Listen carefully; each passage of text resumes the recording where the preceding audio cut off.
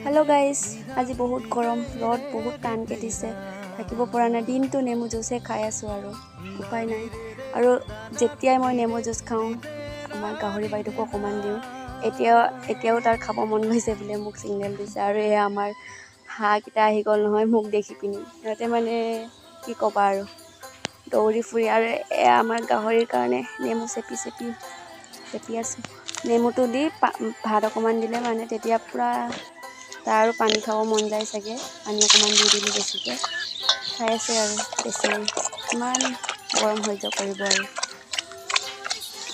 আমিয়ে সহ্য কৰিব নোৱাৰোঁ। গাহৰিটো বেছি গৰম হৈ চাগে, সিহঁতৰ তেল বেছি থাকে ন।